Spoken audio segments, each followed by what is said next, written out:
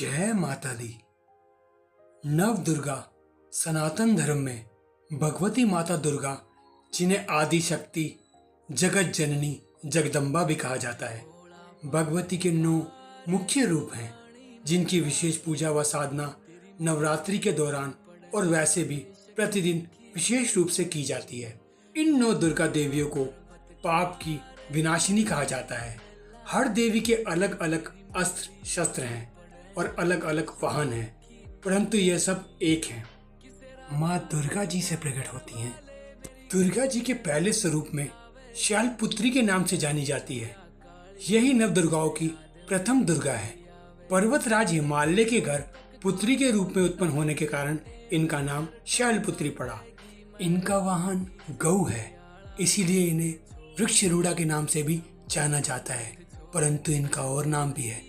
जब आप ये कहानी देखेंगे तो आंखों में आंसू आ जाएंगे। आदि काल में एक बार जब सती के पिता प्रजापति दक्ष ने यज्ञ किया तो उसमें सारे देवताओं को निमंत्रित किया, पर अपने दामाद भगवान शंकर को नहीं।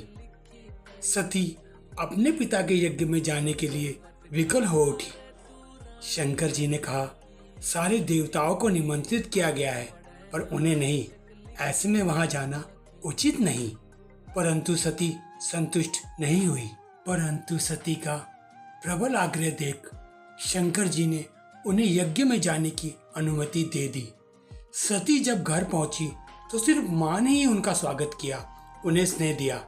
बहनों की बातों में व्यंग और उपहास के भाव थे। भगवान शंकर के प्रति तिरस्कार और निरादर का भाव था। दक्ष ने भी उनके प्रति अपमानजनक वचन कहे। इससे सती को बहुत बहुत सदमा पहुंचा। इतने सारे गणमान्य अतिथियों और देवों के बीच उनके पति का अपमान, वह ये अपमान सहन न कर सकी और वह उसी हवन कुंड की अग्नि के अंदर कूद गई।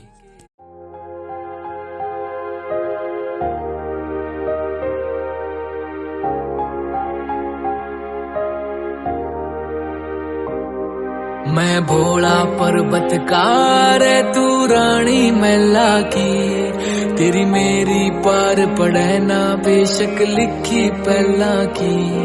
मैं भोला पर्वतकार तू रानी मैला की, तेरी मेरी पार पड़े ना बेशक लिखी पहला की। किसे राजा ते ब्याह करवा ले, मेरी गैल मेरे पछतावेगी। तेरी काया पड़ जा काली रे, तेने याद मैल की आवेगी। इस सारी मार्मिक घटना के बाद महादेव का जो रौद्र रूप सबने देखा तो पूरी दुनिया कांप गई। वो रूप जो किसी ने कभी नहीं देखा था।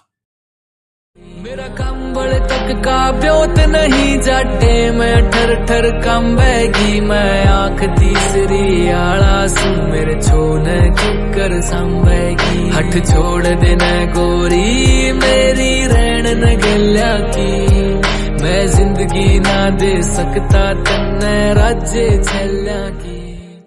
इस व्यथित घड़ी के अंदर भगवान शंकर के केस से उत्पन्न वीरभद्र ने राजा दक्ष का सर काट दिया और अति क्षमा याचना पर महादेव के कहने पर उन्हें बकरे का सर लगाया गया।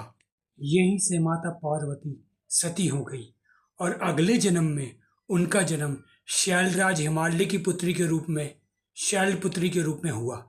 शैलपुत्री पार्वती की कठोर तपस्या के बाद उनका लोक कल्याण की भावना से विवाह फिर से भगवान शंकर से हुआ।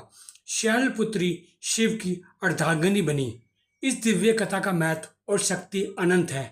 इसी के साथ मैं इस कथा को समाप्त करता हूँ और आपको कल 6 बजे दूसरी कथा के साथ मिलूंगा। जय माता दी। मुझे भी काफ़ी कुछ सीखने को मिल रहा है। Bye bye. अपना ख्याल रखें, मम्मी डैडी का ख्याल रखें, दोस्तों का ख्याल रखें।